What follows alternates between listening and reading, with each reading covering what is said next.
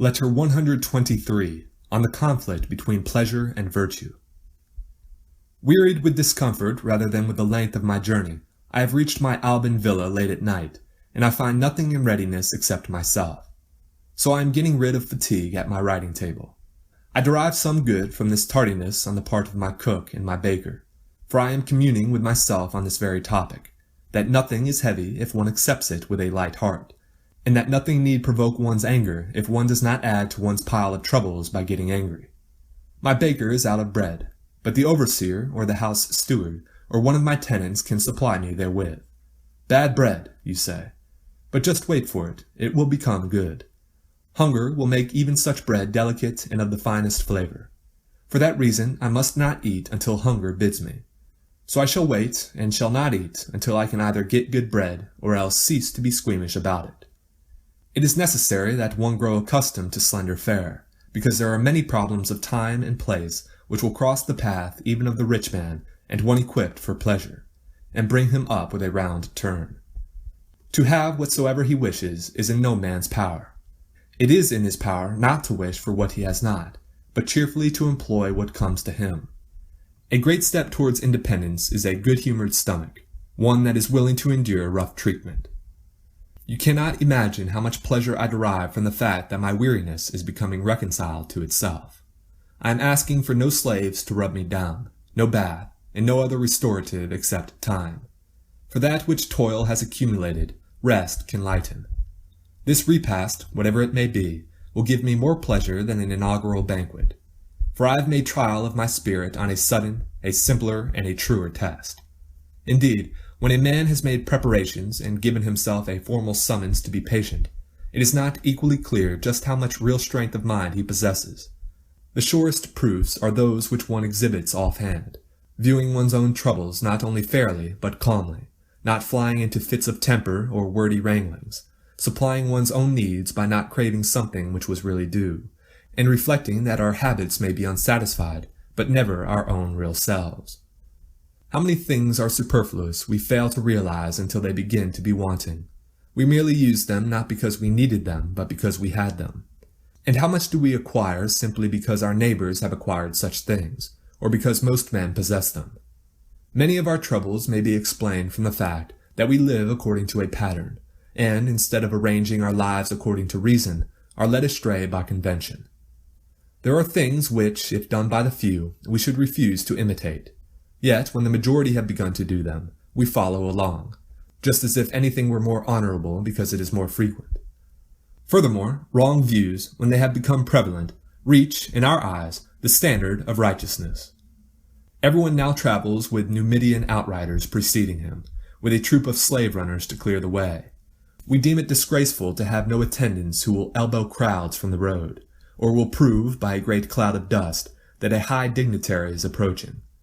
Everyone now possesses mules that are laden with crystal and murrhine cups, carved by skilled artists of great renown. It is disgraceful for all your baggage to be made up of that which can be rattled along without danger. Everyone has pages who ride along with ointment-covered faces, so that the heat or the cold will not harm their tender complexions. It is disgraceful that none of your attendant slave boys should show a healthy cheek, not covered with cosmetics. You should avoid conversation with all such persons. They are the sort that communicate and engraft their bad habits from one to another. We used to think that the very worst variety of these men were those who vaunted their words, but there are certain men who vaunt their wickedness. Their talk is very harmful, for even though it is not at once convincing, yet they leave the seeds of trouble in the soul, and the evil which is sure to spring into new strength follows us about even when we have parted from them. Just as those who have attended a concert carry about in their heads the melodies and the charm of the songs they have heard, a proceeding which interferes with their thinking and does not allow them to concentrate upon serious subjects, even so the speech of flatterers and enthusiasts over that which is depraved sticks in our minds long after we have heard them talk. It is not easy to rid the memory of a catching tune. It stays with us, lasts on, and comes back from time to time. Accordingly, you should close your ears against evil talk, and right at the outset too. For when such talk has gained an entrance, and the words are admitted and are in our minds, they become more shameless. And then we begin to speak as follows. Virtue, philosophy, justice, This is a jargon of empty words. The only way to be happy is to do yourself well. To eat, drink, and spend your money is the only real life, the only way to remind yourself that you are mortal. Our days flow on, and life, which we cannot restore, hastens away from us. Why hesitate to come to our senses? This life of ours will not always admit pleasures. Meantime, while it can do so, while it clamors for them, what profit lies in imposing thereupon frugality? Therefore, get ahead of death, and let anything that death will filch from you be squandered now upon yourself. You have no mistress, no favorite slave to make your mistress envious. You are sober when you make your daily appearance in public. You dine as if you had to show your account book to Papa. But that is not living. It is merely going shares in someone else's existence. And what madness it is to be looking out for the interests of your heir, and to deny yourself everything, with the result that you turn friends into enemies by the vast amount of the fortune you intend to leave. For the more the heir is to get from you, the more he will rejoice in your taking off. All those sour fellows who criticize other men's lives in a spirit of priggishness, and are real enemies to their own lives, playing schoolmaster to the world, you should not consider them as worth a farthing, nor should you hesitate to prefer good living to a good reputation. These are voices which you ought to shun just as Ulysses did. He would not sail past them until he was lashed to the mast. They are no less potent. They lure men from country, parents, friends, and virtuous ways. And by a hope that, if not base, is ill-starred, they wreck them upon a life of baseness. How much better to follow a straight course and attain a goal where the words pleasant and honorable have the same meaning. This end will be possible for us if we understand that there are two classes of objects which either attract us or repel us. We are attached by such things as riches, pleasures, beauty, ambition, and other such coaxing and pleasing objects. We are repelled by toil, death, pain, disgrace, or lies of greater frugality. We ought, therefore, to train ourselves so that we may avoid a fear of the one or a desire for the other. Let us fight in the opposite fashion. Let us retreat from the objects that allure, and rouse ourselves to meet the objects that attack. Do you not see how different is the method of descending a mountain from that employed in climbing upwards? Men coming down a slope bend backwards. Men ascending a steep place lean forward. For, my dear Lucilius, to allow yourself to put your body's weight ahead when coming down, or when climbing up to throw it backward, is to comply with vice. The pleasures take one downhill, but one must work upwards toward that which is rough and hard to climb. In the one case, let us throw our bodies forward. In the others, let us put the check-rein on them. Do you believe me to be stating now that only those men bring ruin to our ears, who praise pleasure, who inspire us with fear of pain, that element which is in itself provocative of fear?